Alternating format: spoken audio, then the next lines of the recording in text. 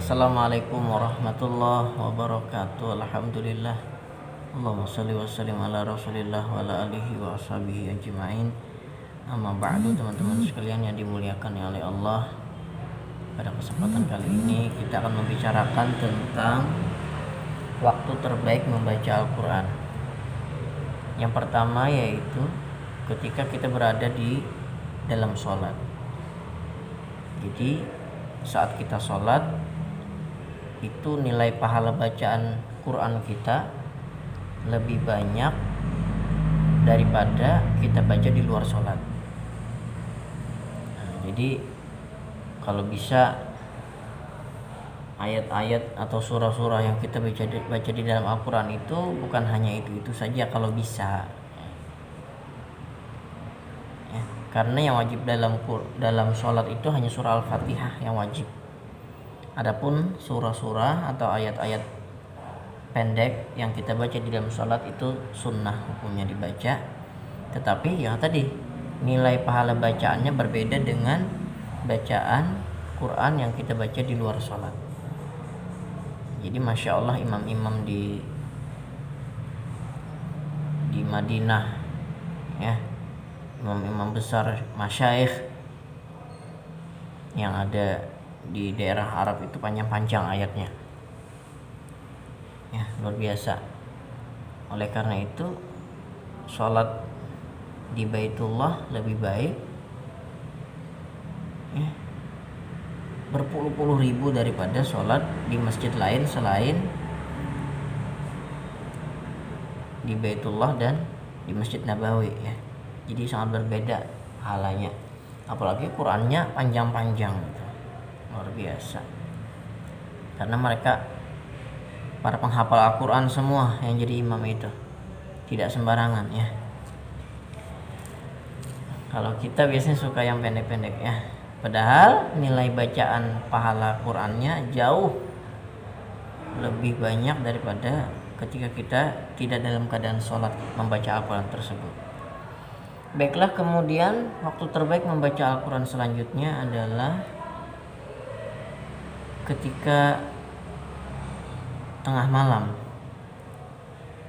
ya. Qiyamul Lail dengan sholat malam itu berbeda, ya. Kalau Qiyamul Lail itu adalah ibadah pada malam hari yang dilakukan sebelum tidur. Jadi kalau orang itu belum tidur, maka itu dinilai Qiyamul Lail. Misalnya di bulan Ramadan sholat tarawih, membaca Al-Quran, atau sholat-sholat sunnah sebelum dia tidur, maka itu disebut dengan Qiyamul Lail atau wirid pada malam hari. Tetapi kalau yang disebut dengan sholat malam, ya, atau membaca Al-Quran yang dikatakan oleh Allah di dalam Al-Quran itu dilakukan setelah tidur. Meskipun tidurnya hanya beberapa menit, 1 menit atau 5 menit, maka apabila setelah orang itu tidur mengerjakan sholat sunnah, maka itu masuk dalam kategori sholat sunnah tahajud. Jadi syaratnya kalau mau mengerjakan sholat sunnah tahajud mesti tidur dulu, tidak bisa tidak tidur meskipun itu hanya sesaat tidurnya. Nah, saya katakan tadi yaitu tengah malam. Ada di dalam Al-Quran Allah berfirman, ya ayyuhal muzammil, wahai orang yang berselimut, maksudnya orang yang sedang tidur. Dalam ayat ini sebenarnya Allah menunjukkan kepada Nabi kita Muhammad SAW, sama dengan ya ayyuhal muddatsir. Nah, kemudian lanjutannya apa? Qumil laila illa qalila, bangunlah walau sebentar malam. Maksudnya ketika malam kita bangun, tetapi bangun tadi bukan hanya buang air kecil, ya, atau apa keperluan yang lain, tetapi untuk beribadah maksudnya itu. Jadi ya mudah-mudahan Allah bukakan hati kita dan Allah pilih hambanya untuk dapat sholat malam. Karena orang yang sholat malam itu adalah hamba-hamba pilihan. Bersyukur orang-orang yang biasa terbangun malam. Ya, sebenarnya Allah sudah mulai memilih Anda untuk menjadi hambanya yang soleh, yaitu dengan cara mengerjakan sholat malam. Karena ini memang amalan-amalan yang suka dikerjakan oleh orang-orang yang soleh. Dan memang ya kita ketahui bahwa orang-orang yang sukses itu sebenarnya mereka tidak terlalu sering tidur ya. Tidur mereka itu dibatasi. Mereka lebih banyak hidup ya, maksudnya hidup itu terjaga matanya ya, jalan pikirannya. Kalau yang disebut ya mati sementara itu kan tidur, maksudnya mereka lebih sering beraktivitas ketimbang tidur. Meskipun tidur tadi termasuk dalam kategori mubahah, tetapi orang-orang soleh itu terkadang mereka tidak suka dengan hal-hal yang sifatnya mubah. Mubah itu boleh ya, makan dan minum mubah, tetapi mereka tidak terlalu bersuka-suka dengan yang mubah. Maksudnya karena terlalu suka dengan makan terus, karena dampaknya tidak baik nanti. Mubah tidur mubah, tetapi mereka tidak menyia-nyiakan waktu untuk berleha-leha dengan tidur ya. Mereka justru mencari waktu-waktu tersebut untuk dimanfaatkan beribadah kepada Allah Subhanahu wa taala. Itu orang-orang amalannya. Nah, jadi kata Allah, bangunlah meskipun itu hanya sedikit. Qalil artinya sedikit. Bapak Presiden kita tahu tidurnya hanya sebentar. Imam Syafi'i ya, mereka berpikir bagaimana kedepannya agar kehidupan ini menjadi lebih baik ya, dia memikirkan untuk kepentingan orang banyak. Beliau itu auzid. Jadi tadi kita baca ya, qumil laila illa qalila nisbahu aw inqus minhu qalila, atau kurang daripadanya sedikit ya. Jadi gini, istilah kata itu seperti ini ya, di dalam Al-Quran ini Allah itu seperti ingin menyuruh kita, tapi karena memang secara psikologis malam itu adalah waktu istirahat bagi kita, jadi Allah itu seperti tidak memaksa bagi kita ya. Kata Allah, silahkan bangun walaupun sebentar, atau kurang deh waktu daripada misalkan setengah jam ya, kurang sedikit daripada itu kata Allah.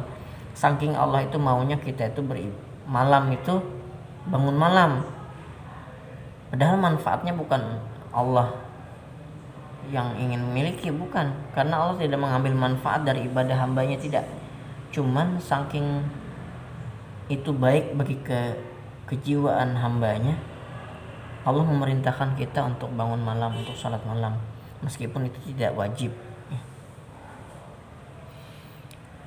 Awingkus minhu qalila, atau bangun kurang daripada yang tadi. Anggap aja 30 menit, anggap aja 10 menit kata Allah. Kata Allah lagi, auzid alaihi warattilil qur'ana tartila, atau tambahin deh kata Allah daripada yang 10 tadi menjadi mungkin 20. Anggap aja 30 menit. Kata Allah, bangunlah walau sebentar 30 menit misalkan ini ya, supaya memudahkan pemahaman kita. Atau kurang kata Allah daripada itu, 10 menit aja kata Allah bangun malam untuk ibadah. Atau kata Allah auzid alaih, atau tambah sedikit kata Allah gitu, 20 menit misalkan. Nah kemudian warattilil qur'ana tartila, dan kemudian bacalah Al-Quran secara pelan-pelan, secara tartil. Nah jadi selain bangun malam, Allah perintahkan kita untuk membaca Al-Quran. Oleh karena itu saya katakan tadi, waktu terbaik untuk membaca Quran adalah tengah malam. Karena apa? Inna sanulqi alaika qaulan tsaqila, niscaya kami akan turunkan kepadamu perkataan yang berat. Jadi maksudnya Al-Quran itu ketika kita baca di malam hari, pahalanya itu berat atau banyak ya. Perkataan yang paling baik di malam hari itu adalah Al-Quran. Nilai pahalanya itu besar, dihargai oleh Allah Subhanahu wa taala. Bayangkan ketika orang-orang sedang tidur, terlelap dalam peraduan tidur, kita asik ibadah, kita asik membaca kalamullah di malam hari. Ya, pasti sangat-sangat Allah sukai hamba ini. Ya. Kemudian inna nasyi'atal laili hiya asyaddu wat'aw wa aqwam qila. Sesungguhnya bangun di tengah malam itu sangat baik untuk jiwamu. Maksudnya jiwa itu yang saya maksudkan di video saya sebelumnya, yang jauh sebelumnya itu tentang mengasah batin. Baik mengasah waktunya itu di tengah malam. Kita lebih fokus sepertinya ibadah atau batin kita kepada Allah Subhanahu wa taala. Berdoa sepuasnya di malam hari.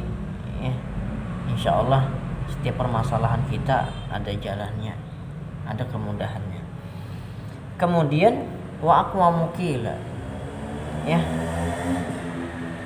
Bacaan pada malam hari itu Al-Quran kita itu sangat berkesan. Nah, jadi saya katakan tadi, membaca Al-Quran di malam hari itu termasuk waktu terbaik. Kemudian bacalah Al-Quran di saat kita senang maupun dalam keadaan sedih. Ketika kita senang, kita membaca Al-Quran, insya Allah kita akan selalu ingat kepada Allah. Karena terkadang apabila kita itu diberikan kesenangan, kita bisa lupa dengan Allah yang maha memberi kebahagiaan. Akhirnya kita bisa terbawa kebahagiaan, lupa syukur. Seolah-olah ini atas jerih payahku. Sebenarnya Allah di balik kesuksesan kita semuanya Allah yang menghendaki. Tetapi kita terkadang lupa nih. Atau kita lupa dengan jasa orang yang telah membantu dalam kesuksesan kita. Itu terkadang kita kalau sudah berhasil lupa kepada Allah yang maha memberi keberhasilan. Nah, oleh karena itu bacalah Al-Quran dikala kita senang maupun dalam keadaan sedih, agar kita terus ingat kepada Allah, ingat rasa syukur kita kepada Allah, dan terus ditambah syukur kita dengan semakin taat kepada Allah, bukan semakin lalai daripada mengingat Allah. Nah, kemudian ketika kita sedih, bacalah Al-Quran. Insya Allah Al-Quran menjadi jalan solusi terbaik setiap permasalahan kita. Ketika nangis, insya Allah Al-Quran akan menghibur kita. Oleh karena itu kata Rasulullah, apabila engkau ingin berdialog dengan Allah, bacalah Al-Quran. Ketika kita membaca Al-Quran, Allah menatap kepada hambanya, dan Allah tahu, bahkan sebelum hamba itu berkata-kata, Allah sudah tahu apa yang menjadi masalahnya. Insya Allah Allah akan bantu, Allah akan bukakan hatinya dengan sebab membaca Al-Quran. Seperti masalah itu titik terangnya jelas sekali, insya Allah. Apabila kita senang membaca Al-Quran, waktu senang maupun sedih. Inilah yang dapat saya sampaikan, meskipun hanya sedikit. Mohon maaf jika penjelasan saya agak sulit untuk dipahami. Inilah yang dapat saya sampaikan, semoga dimudahkan dalam memahaminya. Terima kasih. Akhir kata, wassalamualaikum warahmatullahi wabarakatuh.